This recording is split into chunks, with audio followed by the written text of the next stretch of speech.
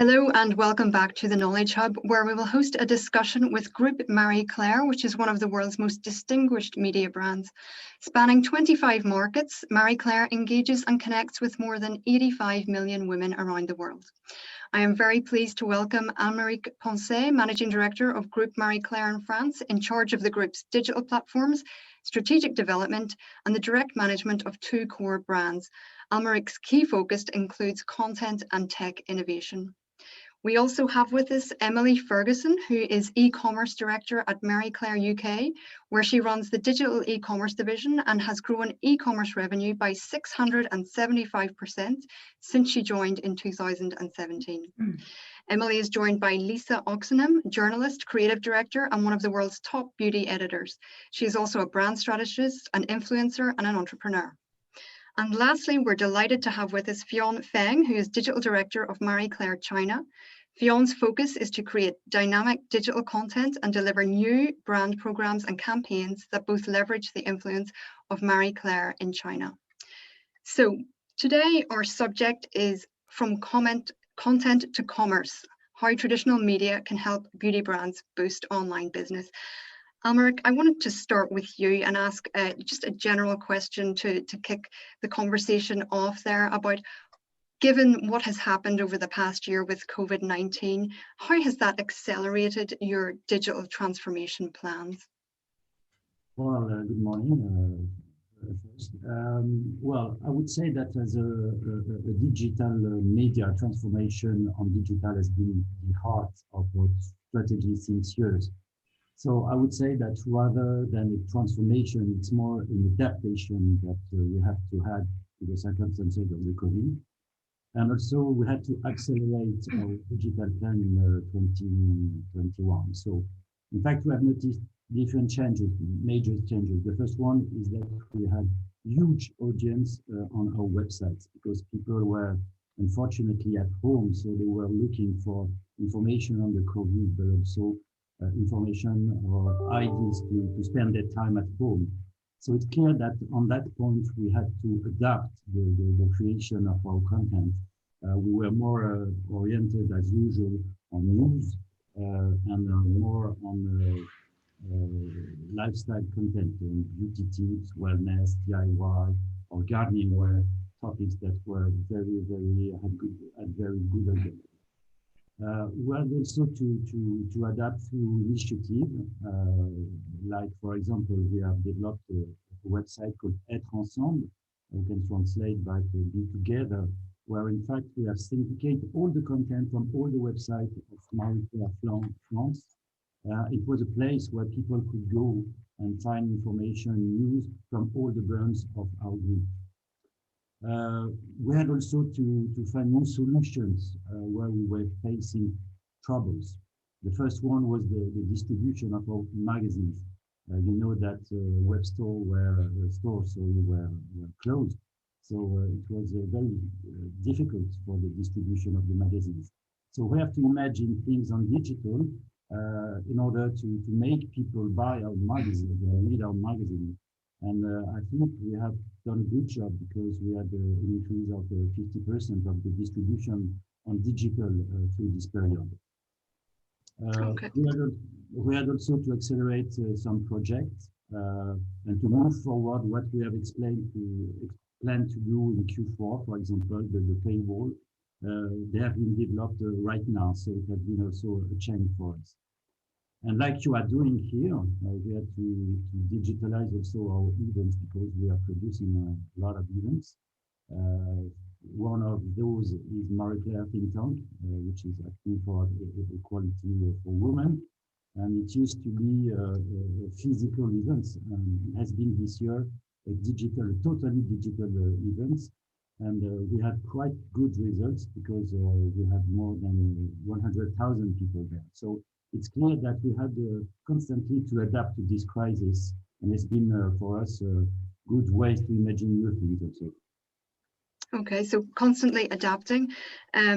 That's something you probably have to look at in terms of your relationships also with beauty brands who are shifting their media budgets to digital increasingly. It's something that's been happening over the past few years, but I think it has accelerated, like a lot of digital features over the past year as well. What has been the impact on Marie Claire, and how are you offering those beauty brands more visibility on digital formats? Well, it's clear that it has been difficult. We have seen definitely a big shift in budget allocation through this period. So I must say that it has been a very difficult time for print, as we have seen, in fact, cancellation of campaign, but also postponing. So we are very confident in the fact that when everything will be ended, at the end, brands will come back to print. And they have said that for us. We can say also that beauty is still there in our magazines. But that's clear that it has been a tough time for print. So we have to be very creative, and it has been very challenging for the teams to imagine new fields for the brands, especially on digital. So first of all, we are a content company, so we have created some space, especially on the content. So we have developed different format of content like guides, tutorials, expert advice, these stuff like this. We have tried to develop more interactive content through, for example, videos. We have improved the production of the videos. We have developed more video program on platforms like at Snapchat, where we have developed 5 new programs. So we have to create new concept, in fact. We have also developed more podcasts so that we can go back to the brands and offer them new space to express themselves. I would say also that we had to move on the commercial part and commercial product. We have to be very creative to propose brands new ways to express themselves and also try to help them to sell more product. So we have developed a new commercial product. One of them is Drive to eShop. Well, it's a combining program where we are combining traditional media, but also SEO, database, social, in order to create traffic to the brands' shops. Okay, I'll come back to that because we're going to talk a little bit about media and e-commerce. I'll come back to that, but I just want to pick up there on what you said about content. Maybe Lisa, we could go to you for that first. There's a wide range of content available today, and all of the brands this week, we have heard them talk about how important it is to have content. There's influencer content, and a lot of the beauty companies, whether they're retailers or brands, are saying they're becoming publishers as well. How can a brand like Marie Claire stand out given the amount of content that consumers have today, and how can the brand remain relevant in this environment? Yeah, absolutely. First of all, thank you so much for inviting me to this panel today, because it's a really interesting but quickly evolving conversation that we've seen over the last year.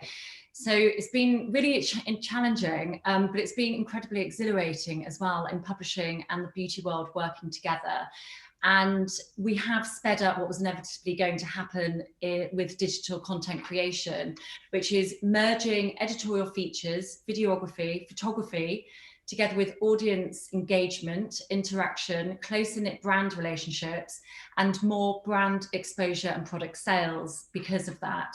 Now, just to give you a bit of background, last year at the beginning of lockdown, we flipped our shoot business model and turned it remote, and we created a virtual beauty shoot.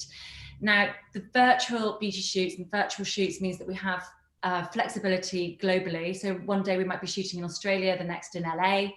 And this means it's a much leaner and greener way of working. And sustainability is such a strong part of our DNA.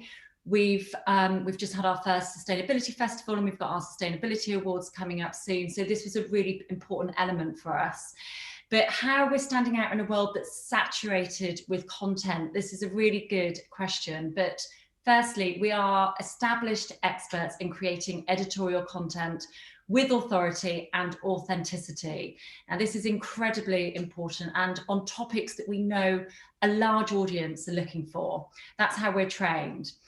We work with the highest caliber of hair, makeup artists, photographers, filmmakers, and the highest profiles of influencers, models, celebrities across the whole world because of our authority in beauty, our huge reach, and our intellectual approach at Marie Claire. And then we pull a very specific team together. And now this is the key point, where an influencer or a brand might create something around themselves. This is very personal to them, and it can be on very one level, but we're inviting an influencer to our team and we nurture this energy. So we're working with influencers or brands who have strong Marie Claire DNA, and they might have an issue that needs to be addressed, and then we are helping them to empower and amplify their strong voice by using them to front our campaign. So take, for example, we've just shot Jamila Jamil for the Body Shop's self-love campaign, and we really amplified her voice. And this was the perfect example of us all coming together to work together to create this incredible content. And potentially we can work with anyone this way, because that's the beauty of working digitally. It's absolutely limitless. And this is definitely an idea that has longevity, and together, this is the perfect combination, I would say, for our audience and brand wanting to partner with us, because they get the excitement, the entertainment, the education, the reach, the personality, the affinity, the expertise, and the editorial direction in one project. So we've worked with so many brands over the past year. We've worked with Shiseido, L'Occitane, Dior, The Body Shop, Henkel, Authentic Beauty Concept, Armani, Clé de Peau. We've worked with so many great brands. And even though this idea is still evolving, everybody's really excited about the results. Okay, interesting. A completely different approach to perhaps, even 5 or 10 years ago. Are there any specific formats that you think are working better than others, or that you're really pushing, because there's a lot of experimentation going on, a lot of tests, and I would imagine, are there specific formats that are doing better than others that you will really push in the future? Yeah, well, it's really exciting actually in terms of formats, because we can experiment. That's key. And one of the biggest objectives for our shoots, so a day of shoots, whether it's on Zoom or location, we are delivering a 360 of assets, but we're really focusing on video, either in a masterclass format or a beautiful or funny conceptual film that's entertaining, that's inspiring, it's educational. Video is the now and it's the future. In all its format, video brings beauty to life. But we're also capturing beautiful stills, GIFs, cinemagraphs, behind the scenes videos, and we're also taking it one step further. So we're now live streaming on YouTube and our other social platforms, which is incredibly exciting, because we're inviting the audience to come onto our editorial set with us. So there is a lot of engagement and interaction there. And we are also sampling product pre-shoot so that the audience has the product in their hands while watching the show, firing off questions to the global experts that they have the experts to in real time. And we've just done this with Clé de Peau, Authentic Beauty Concept, and L'Occitane, and it was really successful, and it's really exciting to be involved in stuff like this from the early concept. So taking it one step further again would be to sell the products live. Again, this is very much about doing this in an editorial way with authority and authenticity, as opposed to doing it more commercially. It's like bringing QVC onto our editorial set. And this is also a really exciting idea when Backstage opens up again at Fashion Week, and us journalists are backstage talking to the experts in real time, and even selling the product real time. Say, for example, with the new launch that Pat McGrath is a product that she's using at Louis Vuitton, and we can see her applying it with on the models, and then you can buy it then. All of this is really exciting, and we're definitely marrying artificial intelligence with human interaction, and that real time is what leads to essential watching and something that isn't predictable. So yeah, this goes back to a very human level, even though we're using the very best of modern technology. Okay, interesting. I just want to actually focus now on that, what you mentioned there, the commerce aspect and bringing together this new media with commerce. Almaric, I want to go back to you because you touched on it earlier about, looking to diversify your business. In the future, where do you see your main alternative revenue streams coming from? Well, I think what is very important to understand is that we're a content producer, and I think it won't change in the future. We will still handle and searching for talents, journalists who will inform our audience and world. So for that reason, I think that the main alternative will come from the relationship that we have between the brand and our readers. So this future revenue will depend on the specific relationship. And I see, in fact, two major alternatives based on that. The first one is what we know from our readers. So it's consumer-centric data that we have. And from this perspective, I think that the more we will be able to understand what they want, what they like, the more new business we will be able to develop. So I think there, for sure, and those obviously the subscription models that we are beginning to develop, we see that when we are targeting the right audience at the right moment with the right topics, people can, even when it's magazine and not newspaper, they are okay to spend money to get content. So that's the first one. The second one is obviously also commerce, I would say, e-commerce, but our own e-commerce.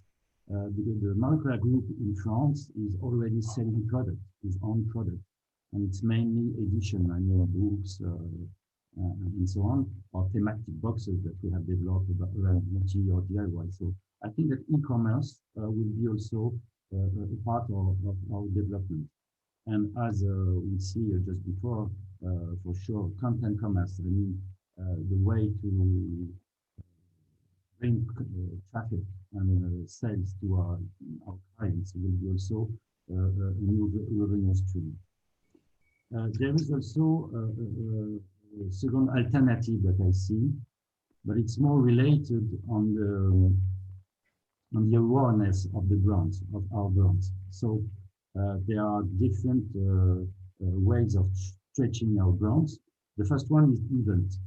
So as I said before, we have already developed a lot of events around Marie-Claire, but if I see in France for all our brands, 50% of these brands have already events. So that could be exhibition, conference, but also we have developed boat cruise, thematic boat cruise. We are now organizing also VIP weekend around the brands, where we give access to exclusive sites to our clients. So that's also something very interesting that we want to continue. There is another interesting alternative that we have developed in France. We have created schools. We are using the experience of the brand, the content of the brand. Some of our journalists are making course to students. So it's also a good way for us to see a new revenue stream for the brands. So in that case, we're providing content, but also we are using our platform, a digital platform, to give visibility to the school and also to recruit new students. Okay. So a lot of different diverse ways of creating new revenue in this sort of new digital world, I imagine there. Just to go back to the shoppable content that Lisa mentioned also, is there a danger there in terms of perhaps putting readers off with an overly commercial offer? Almaric, I think, could you maybe go a little bit closer to the microphone just so we can hear you as well? You can hear me well? Yes, if you could speak up a little bit. We just had a comment from the audience, but. Oh, okay, sorry. Is it better now? It's better, yeah. Yeah, okay. Again, I think that we are content creators, so that means that we are recognized for the quality of the journalist, their ability to analyze, relay, surprise the audience, but also inspire. Whether it's done, it used to be done, or it's done on paper, digital, video, social media, and I think that will be the same in the future. We will be helping brands to develop their e-commerce business by offering at first a qualitative environment. And that's the best things we can provide to be sure that the consumer will be able to get informed in a good way and in a good environment. So we will develop different things to help people develop and brands develop their e-commerce. It will begin with sampling. Lisa told us about that before. We will also developing shopping guides on our website, but also on other websites, because we see that people come to us and asking for our analysis of the product, and they want to bring that on their website. We will also develop vouchers, like it's done, I think, in the UK, and we're experimenting now live shopping. So all these initiatives will help brands to develop e-commerce with our brands. Okay, Emily, I will turn to you, I think, now, just for your expertise in terms of the e-commerce. I know that's your focus there. There's a lot of social media networks or communities. I know Marie Claire has a community as well, are looking to get into commerce. But what advantage would you say your e-commerce business would have over these platforms? Because, you know, there's lots of them that are really trying to marry the content and commerce aspect. What can you offer that they can't? That's a really good question. I think it's great that social media companies are starting to do commerce. I think it's just another avenue to reach customers. At the moment on the Marie Claire Edit, we have all of our 1.3 million products live on Pinterest as well. We will be pushing our products live on Instagram.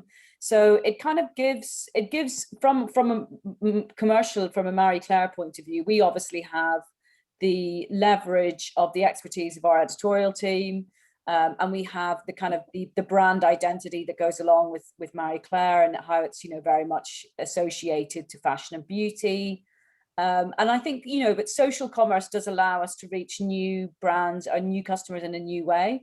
And I think it also opens up a lot of opportunity for brands, you know, especially small companies or small sole traders, to go and say, I'm going to set up a social first business, and you know, they run all of their sales through Instagram or Facebook, and that can be super successful, because, you know, in previous periods, you know, you were reliant on Google, on SEO to, you know, to drive sales but now with the rise of being able to actually transact and kind of fulfill that transaction on social, it actually opens up a lot more competition and a lot more opportunity for people to take advantage of. Okay, you mentioned there the Marie Claire Edit. Can you tell us a little bit about that? And I mean, I know that you've seen very strong growth with that. If you can just explain how you put that into place, and maybe some of those drivers for growth. No problem. When I came on board nearly 4 years ago now, at Marie Claire, I wanted to be able to expand what we were doing in the content space. And I found there's quite a lot of restrictions in terms of content, you know, writing fashion content, updating, and it's great. And I think if people want a curated list of products, I think it's amazing. But we wanted to expand what we were doing. With the technology that I've created, we're actually able to expand our keywords. So we now reach 18,500 keywords, fashion keywords, that we wouldn't have been able to reach with content alone.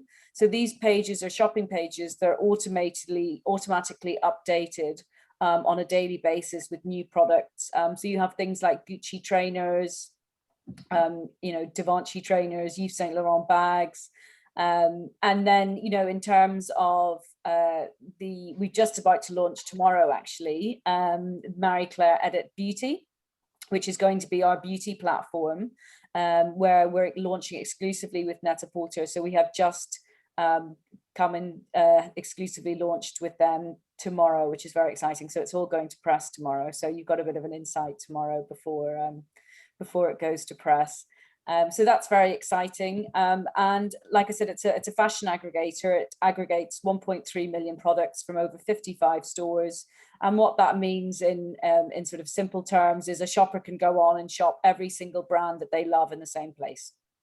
Okay, that's interesting what you're doing with beauty there. Can you tell us a bit more about maybe your objectives for that, how you see that progressing there? I mean, obviously you have the experience in fashion, so how will it differ in terms of your strategy for beauty? Do you know what? It won't differ too much. You know, we have the ability to rank for beauty terms as well. So we'll be following exactly the same strategy that we had for fashion.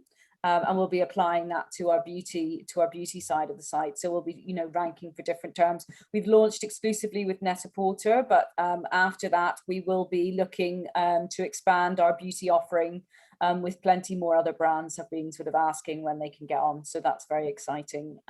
So yes, it will just allow, you know, our customers as well to be able to view and to be able to, you know, see a wider selection of products. And, you know, it'll follow the same premise that the editorial team will have, you know, all of their favorite products curated. So users will be able to shop lots of different products in the same place, all with the whatever the fashion beauty editor is looking at and interested in at that time.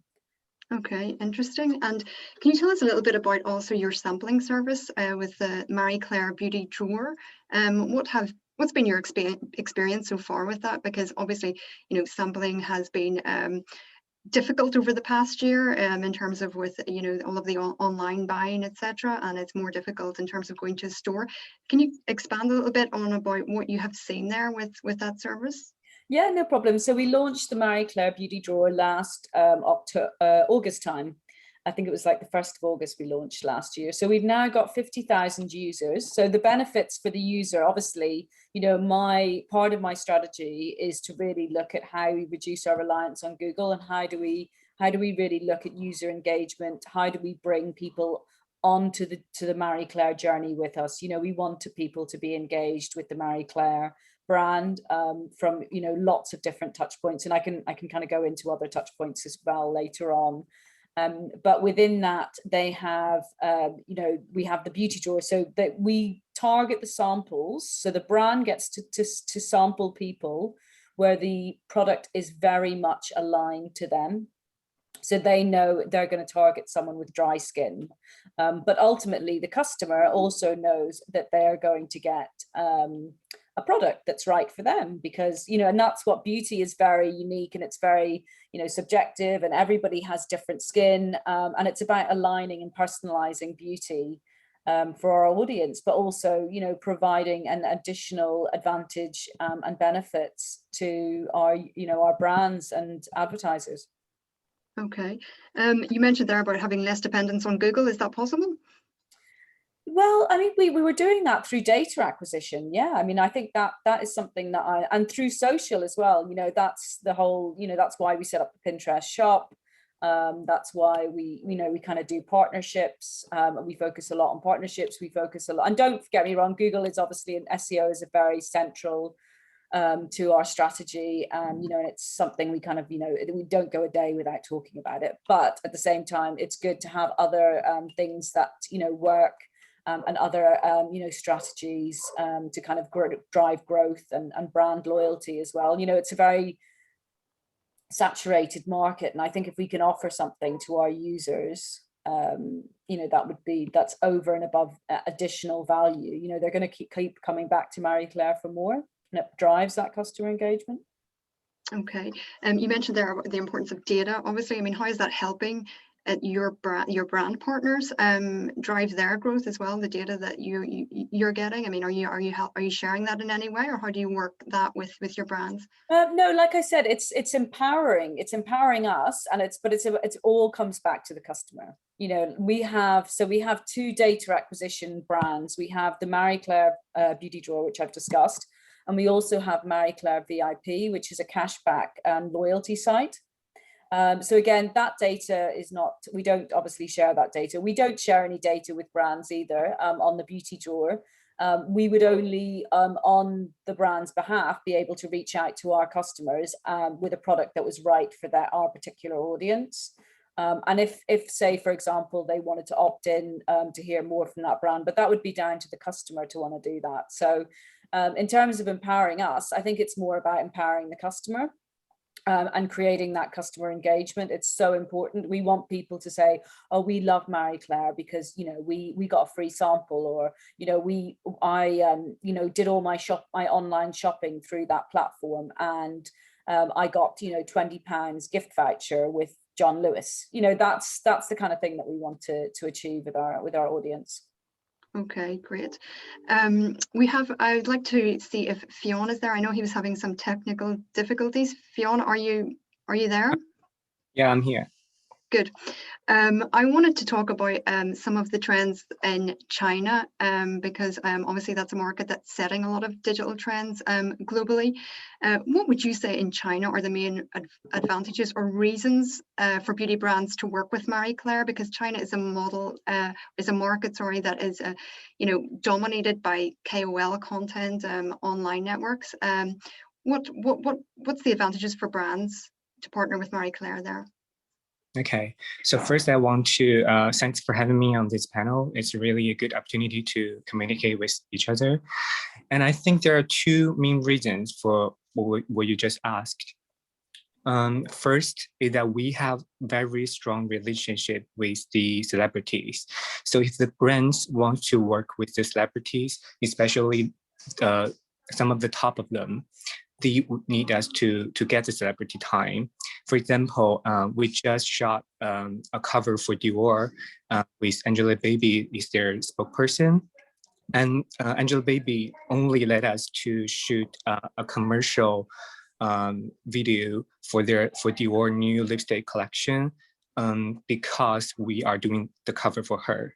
So, and the brand really can't have her time if not for us. So that's one of the big reasons why they still want to work with us. And the second is that we already have a whole digital team here in China. For the last 3 years, we have developed a lot,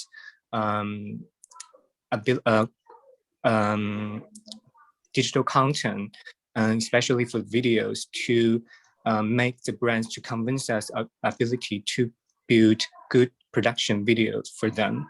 So we have done a lot of these commercials and social video for brands like Sicily, Saint Laurent, and Galan, and they need us more than just media. They think us as also a production partner as well now, both for fashion and beauty. Okay, and how have you developed your e-commerce revenues using content?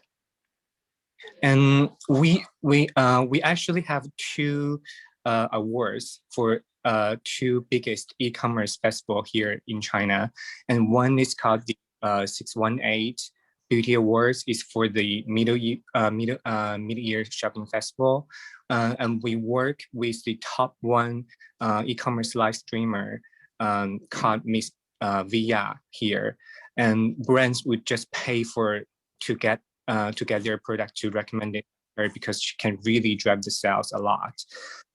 So that's one of our strengths to do. And the other one is top 100. I think everyone has it as well.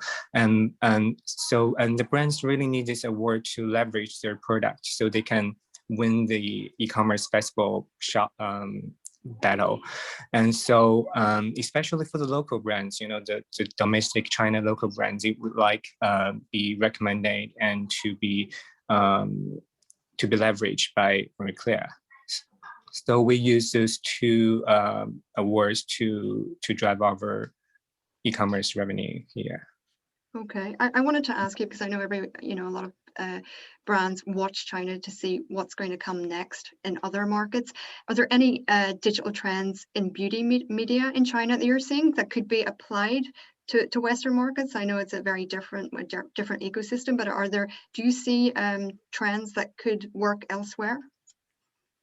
I think, one trend that maybe haven't started on the Western market is to make SVG code interactive digital content. And we do a lot with brands on WeChat, but I think it could work very well on the website as well. It can make the traditional media content more fun and more interactive with the audience, so that the brands can get bigger exposure and a deeper connection with the target audience, and the audience would really like to share this kind of content than the traditional ones.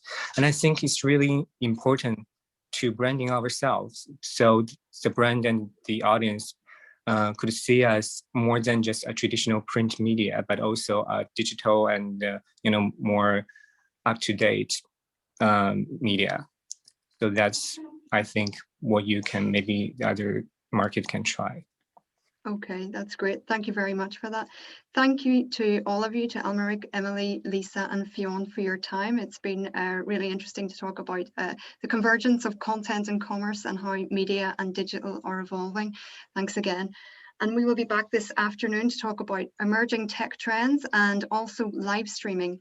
In the meantime, please do visit our exhibition hub to see the beauty tech solutions on show. And there are also 2 webinars this afternoon on fragrance from The Perfumist and from Sentis, so don't miss those.